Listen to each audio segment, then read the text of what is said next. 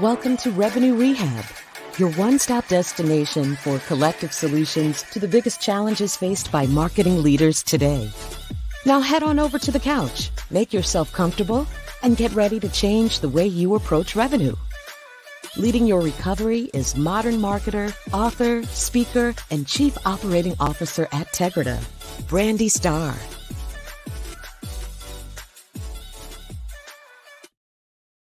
Hello, and welcome to another episode of Revenue Rehab. I am your host, Brandi Starr, and we have another amazing episode for you today. I am joined by Jill Rowley. Jill has 24 years in B2B SaaS, with the majority of it being in go-to-market technology. Jill was born sales, bred marketing, and bleeds customer.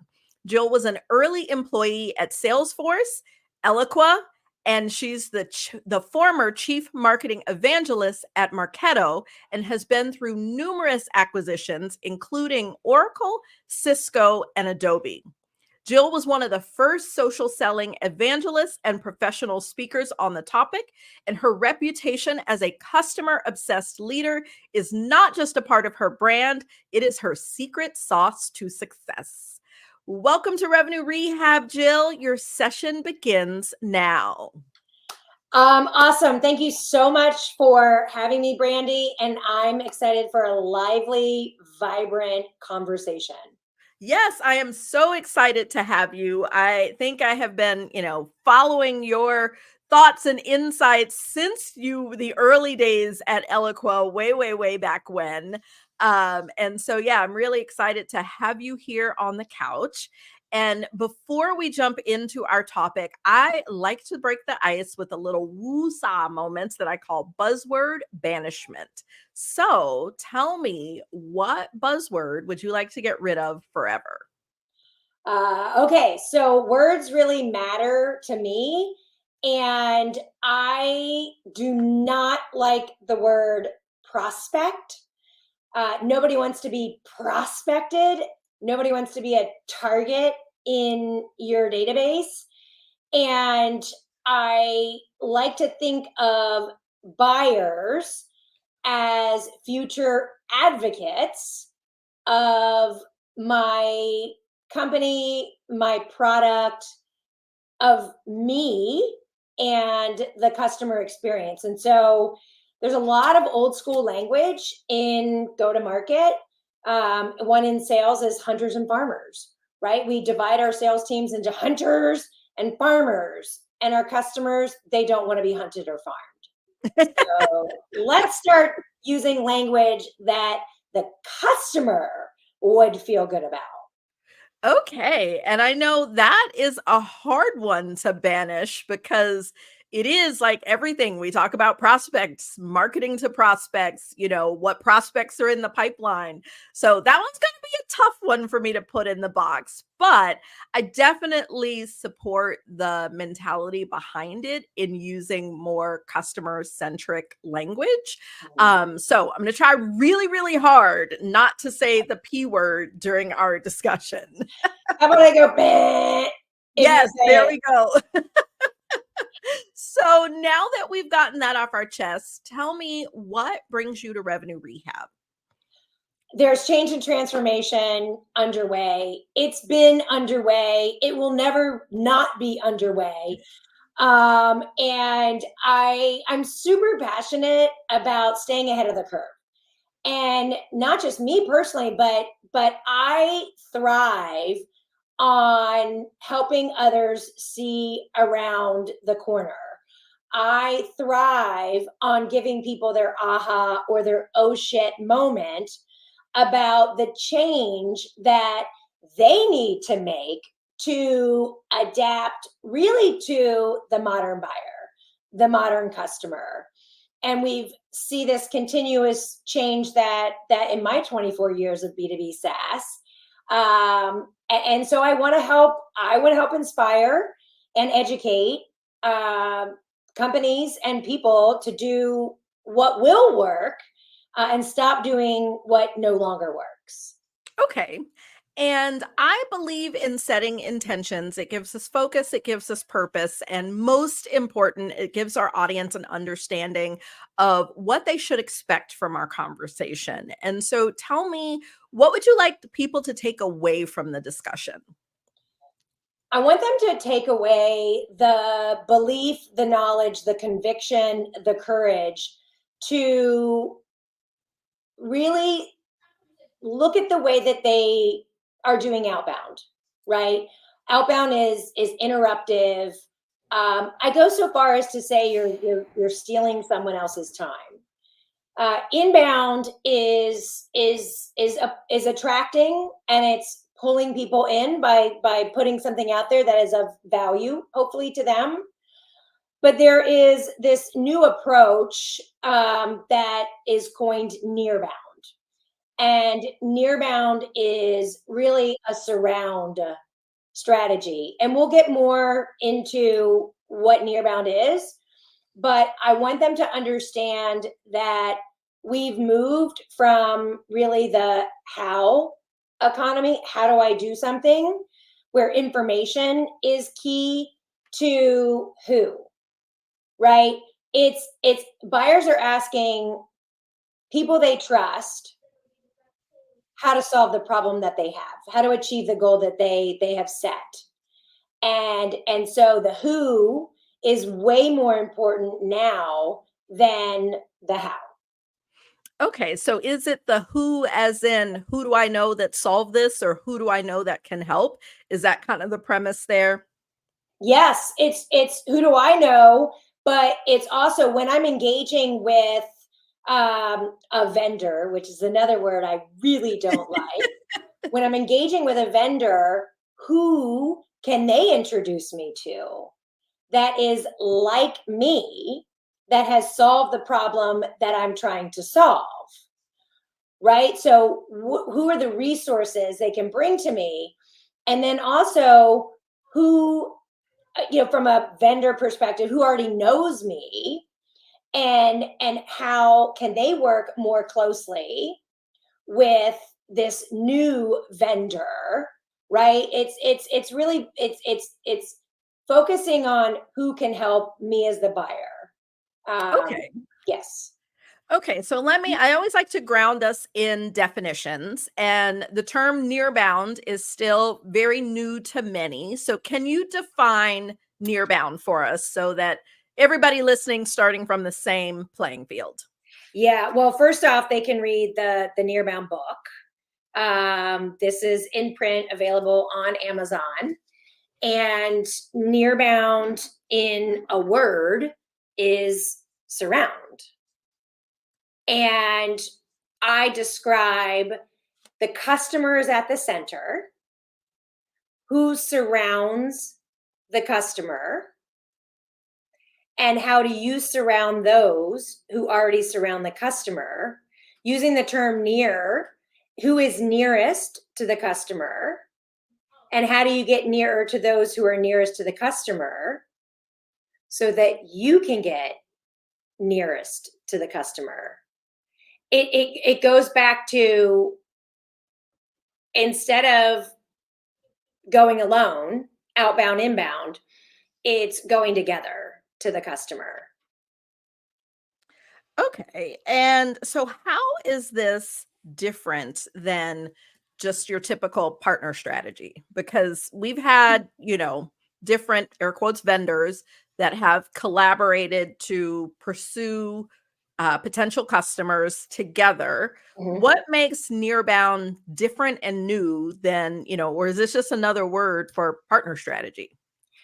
What is really new and different, besides the buyer buying in stacks, right? Not individual pieces of a tech stack, if you will. That is why this has become increasingly more important as a motion. The tech stack, every tech stack is way too cumbersome, way too many disparate, disconnected tools. And so the buyer wants, in partnerships, we call it 1 + 1 = 3. And that's, there's exponential value of coming together. But when I think about as a customer, I want your 1 + 1 to equal 1 to me. I want one solution, right? And it's on you, vendors, to identify what that looks like.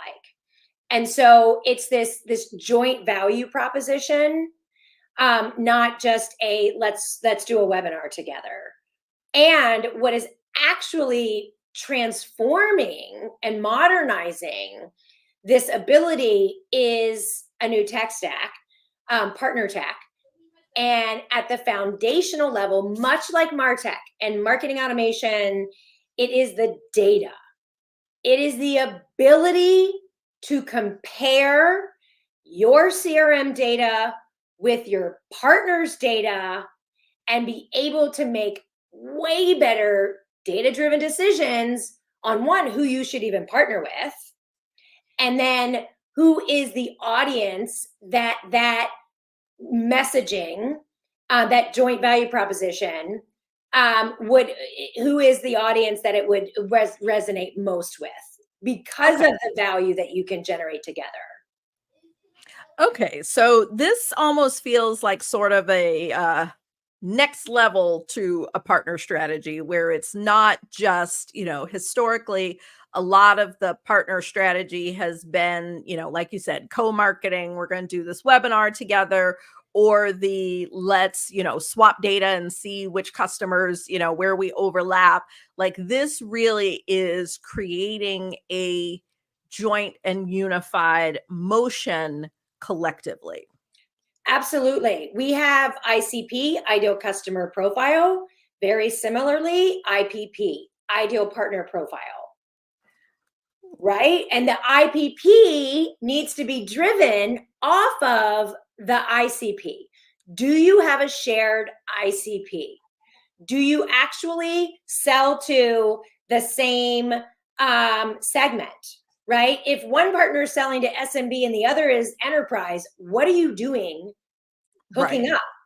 So are you serving the same audience? And it's also like, we're starting to see companies, and I don't think this is terribly different, but co-innovating on product, together, creating these joint solutions that are better tailored to a specific, let's say, segment of the market. So we're seeing companies co-build solutions, and it really is, it's fueling greater innovation, and looking at it through the lens of what does the customer need and want, and how do we not go it alone, but how do we do it together? Okay. And so let's think about this in terms of what it means for the revenue leaders. So our audience is primarily those that are the most senior person leading either marketing or sales, or the combination of both. And so thinking about, the role that Nearbound is playing in the overall go-to-market motion, like, what should revenue leaders be thinking about related to this, or what should they be doing? Like, I think the hard part when there's something new in the marketplace, you may get it, you may see the value, but sometimes it's kind of like, okay, how do I know if this fits for my business? Where do I lean in? What do I need to be doing? Yeah, sure. I think how does it fit? What are you hearing on customer calls? What are you hearing in customer conversations? What are the customers saying about who else they're working with? And are you getting, an increasing number of mentions of a specific technology, right? Or are you getting increasing number of mentions that they're working with this particular services company? And so what the customer is really leading the pursuit of partners.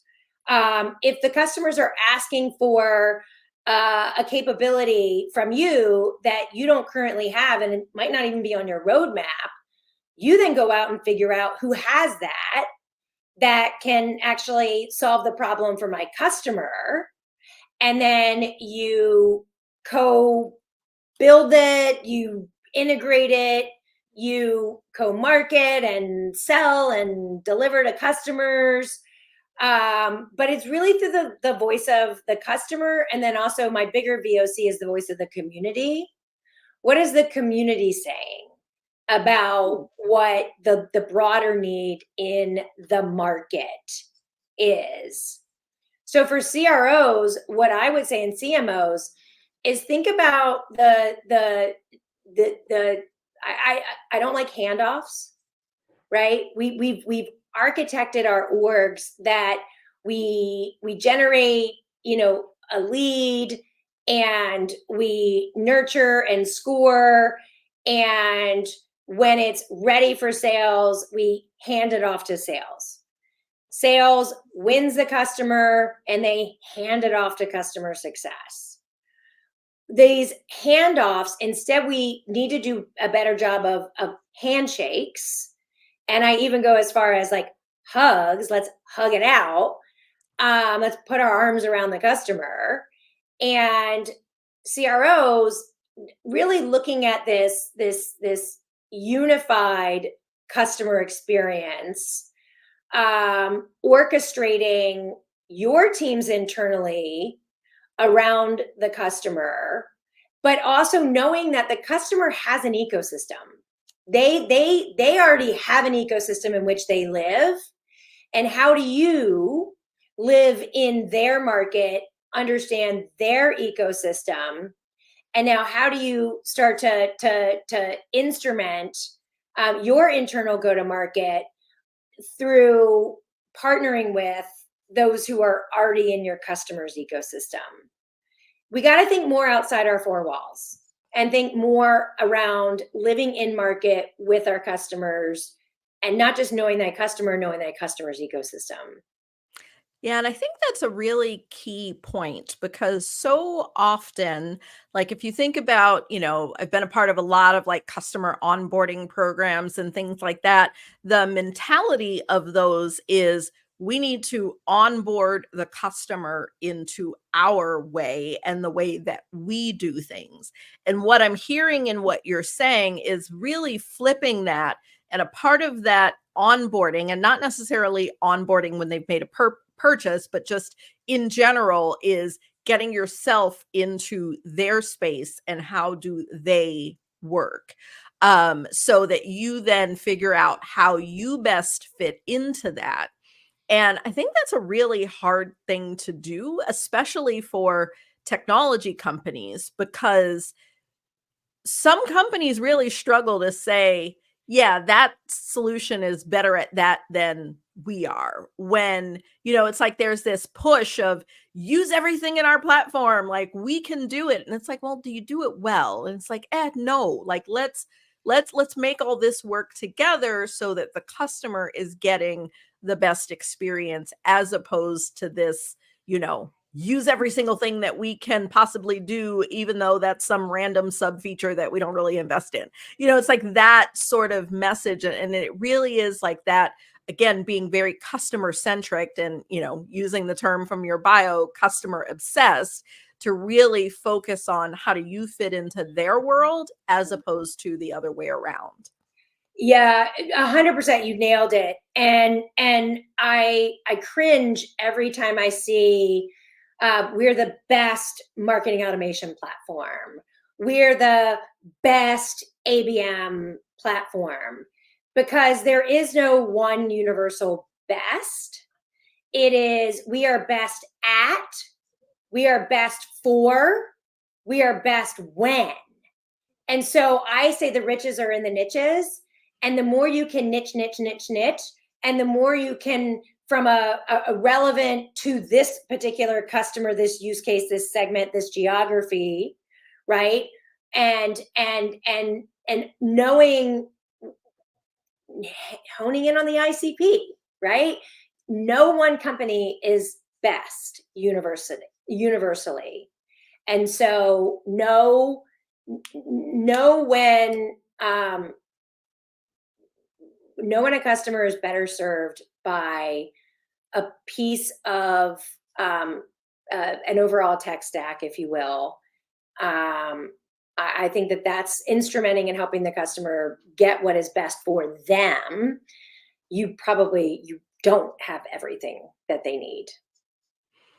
And that's a really, really great point. And so thinking about this, like there's always the that's great, but, and there's a huge shift here because, it's not just, you think about partnership strategy, like to a certain degree, marketing and sales can kind of control that. But what you're talking about is like, this is a true across all of go-to-market initiative. Like we've got to get product on board to be able to collaborate with these partners. Like, how do it always becomes this finger pointing of like, who owns this? Because like, is this something that has to be driven at the CEO level? Because ultimately the CEO owns go-to-market. Is this something that a marketing leader can drive forward? Like, if we're here, if we're listening and we're hearing this and we're like, yes, we agree, this sounds amazing. But it's like, how do we move our organizations in that direction? This is not easy. Like I like things that are complex, challenging.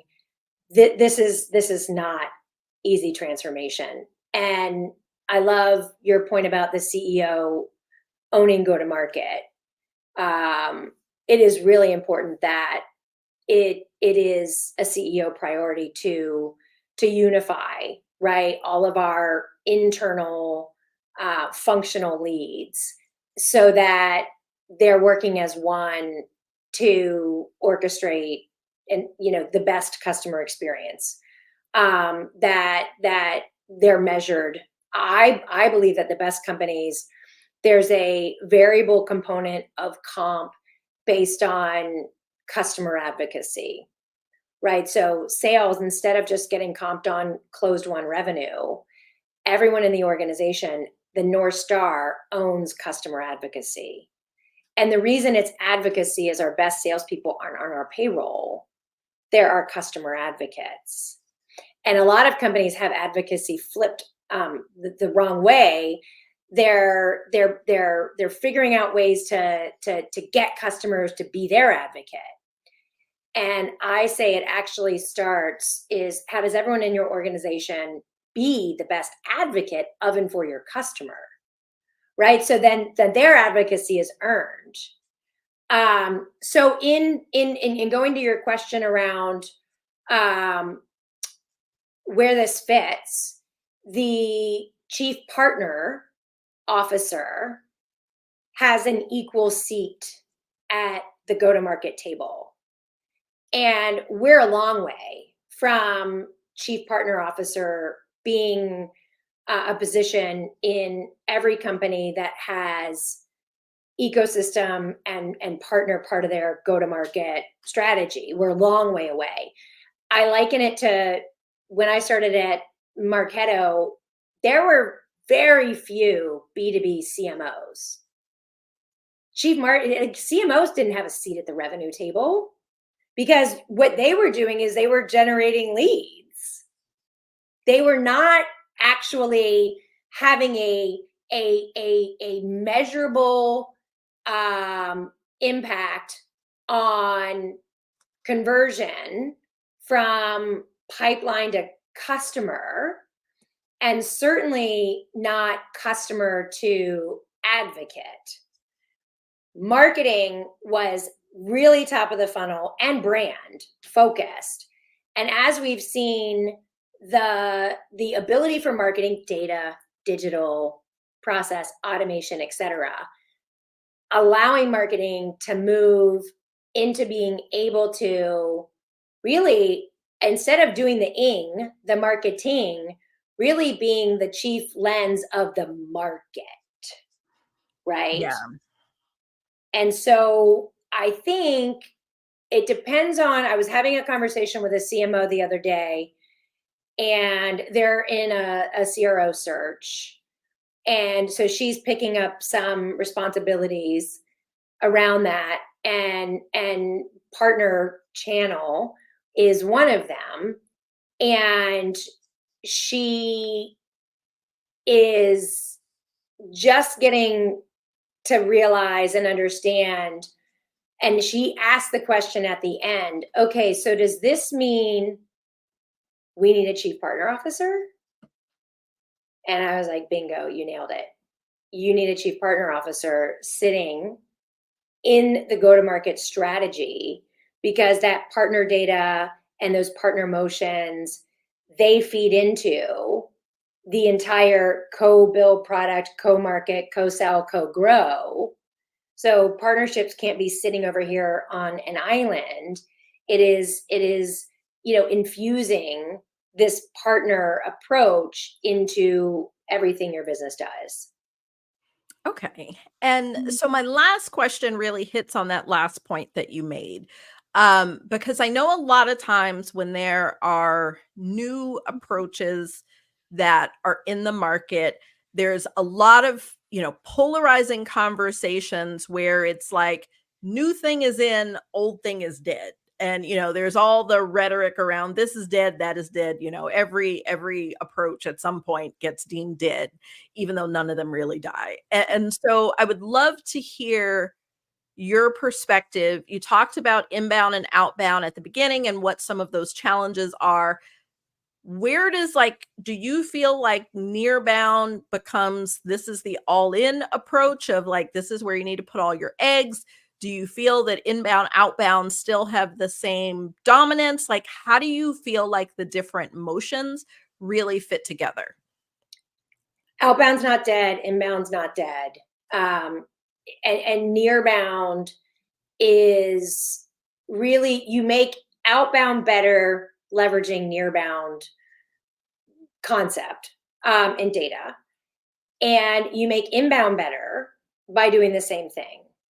And I think when very specific, I think sometimes I have a lot of this 10,000 foot view, but think about even customer case studies, customer stories. If you want to tell a bigger story to the market, and when you're going outbound, your messaging is not just about like you, but the joint value proposition, if you will, for the customer based on the combined solution. If we think about case studies, how many inventory your case studies to see how many of them reference a partner? Yeah, almost none. Correct. Think about your new product launches and how many of them reference a partner. Many of them don't even reference a customer that is using your new capability, but how many of them reference actually a partner that you've worked with to develop this new capability, to integrate it with? So I encourage to think, instead of just us and our customer stories, who are we truly working with? Which partners of ours are also involved with that customer? I don't know if I answered the question. The point is, outbound's not dead, inbound's not dead. There's a smarter way to do it, and that is by incorporating nearbound. Okay, yes, you definitely answered the question, and you actually triggered another thought for me, which is I do know that some organizations are hesitant to hitch their wagons, so to speak, to other organizations publicly because, cancel culture is very real and it does spill into the B2B space as well. Like, it's not just for celebrities. And so there is always a little bit of that. Like, we may share the same ICP. We, maybe like really, all the things may line up that this would be a great, partner relationship. But when you start co-developing product and putting out success stories and you're listing both of these people, you are, and I'm saying it as if it's just two, but I know that that ecosystem could be bigger. You are almost, you're connecting the brands and you're almost endorsing these other vendors. And for a lot of companies, that opens up a risk that, many of their legal teams or PR teams are like, like I have one client that they have a hard line. Their brand cannot be associated with any other brand. Like they don't ever talk publicly about what technologies they use, like anything. Like they are very, very strict. And, most people are not that strict, but in thinking about this near-bound strategy, does it raise any concerns for you in, connecting those brands? And if so, how do you mitigate that? 100%. There are actually quite a number of risks to partnering. And there are bad actors. And there can be a partner that made all the sense in the world for your customers, but they have a leadership change. And the culture in the organization changes. And it no longer lines up with your culture or what it is you want to deliver from an experience to your joint customers. Partnerships, just like startups, 90% of startups fail. 90% of partnerships don't fail, but there is failure in partnerships. And so being deliberate about who you partner with. And also, it isn't a one and done. So you are constantly taking the temperature of your customers to understand, like, this is where I think call recordings are so important and customer feedback is so important, and not a one-time NPS survey every quarter or every 6 months, but it's this continuous input. And as you start to hear, and it aggregates, is where AI is just so juicy and wonderful and beautiful, but you start to hear that there are concerns and issues with customers, with your partners, time out, right? Like, you really have to it is a continuous learning about that. If you have a partner that, on average takes 6 months to onboard a new customer, let's say their services, and the average across all of your customers is like 2 months, then you have a problem. If you see that you've got high churn in accounts that work with this specific partner or these set of partners, you have a problem. And so it's important to be the health, right? We have these customer health dashboards. We need to break that down as many like pieces of input to that, so that we can see if we're starting to have issues with certain partners. Okay. Yeah. And I appreciate that, because, that is always the risk is always in the back of my mind, because, we do, I mean, a lot of what we do is taking calculated risks. So, you don't necessarily avoid it, but it is one of those things where it's like, okay, this seems like it could work, but we got to consider this. And so I appreciate that response. Talking, Transparency, yeah. but transparency on both sides of the equation is really important. And there are a lot of instances where a company initially partners to fill a gap, and at the same time they're building that into their own product roadmap. They're constantly. I was at Marketo in 2018, the year before we were acquired by Adobe, in the C-suite, reporting to the CEO. And as we looked at build, buy, partner decisions, there were partnerships that were created that we had that product capability on our roadmap. And that's a delicate situation to manage. Yeah. There's ethical, considerations, obviously. And that's where culture and leadership is really important. This transparency is critical to earn and to keep trust. And really, we are always in the trust business. Yeah. Always. That's another great point. Cause I mean, I think as leaders and as marketers, like those are two places where trust is so extremely important, and that much more important in partnerships. Because yeah, I have definitely seen that where partnerships exist and someone is in the process of like building something, or even in services, developing capabilities that then will compete against the partnership that they just created. And so, yeah, there's a lot of concern and risk there. Mhm. And talking about our challenges is just the first step, and nothing changes if nothing changes.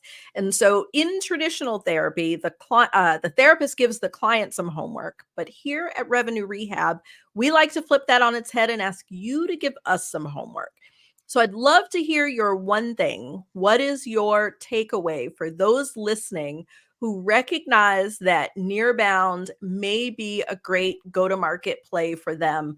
Where do they start? Because as you said, this is hard. It's, a challenging transformation, not something that's going to happen overnight. So what's that first step? I'm going to go back to the who, right? So if I was a leader and I'm really thinking about investing more, starting a partner program, or investing more in our partner strategy, who in my network has done the thing I'm thinking about doing? And in community, right, they are asking each other questions. I bring this up in a community conversation. So the who is really important.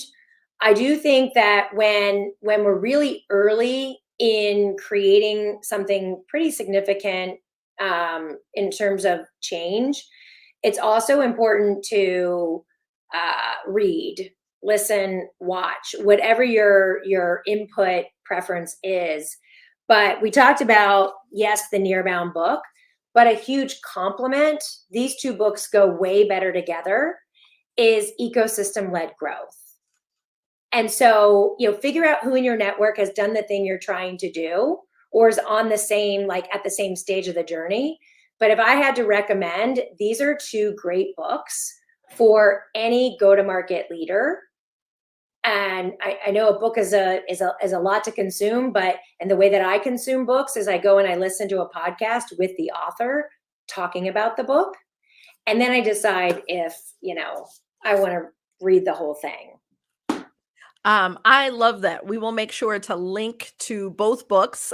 So wherever you are listening or watching this podcast, check the show notes, and we'll link to both books so that you can give those a read. And yeah, audiobooks as well as, podcasts from the authors are definitely a great way to get the gist and then figure out if you want to dive deeper. Well, Jill, I appreciate you joining me so much. I have enjoyed our discussion, but that's our time for today. Before we go, how can our audience connect with you? So, of course, LinkedIn, right? That is where your audience, that's the primary social network that your audience is on. So I would say LinkedIn. My new is, because I used to say, go Google me and see what kind of content comes up that you would, benefit from. But now I say, go Chat GPT me, and you can ask Chat GPT questions about me.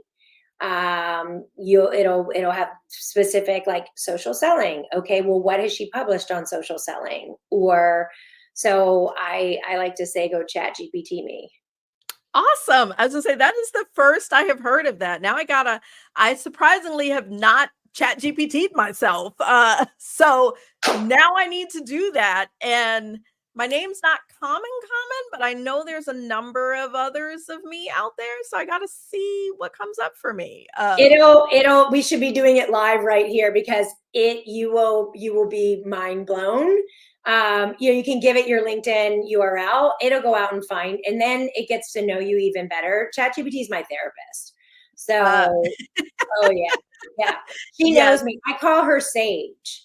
So Sage is my ChatGPT, and she knows me. So I go back to her frequently when I'm struggling with a new topic, a new issue. Yeah, as I say, that is my main way of like just having someone to bounce ideas off of and challenge my thinking has been my favorite use of ChatGPT, because I used to call a colleague and be like, hey, just ideate with me for a minute. Now I don't steal anybody's time. Yeah, no, I mean, it's also from a personal, right? It's my marriage counselor.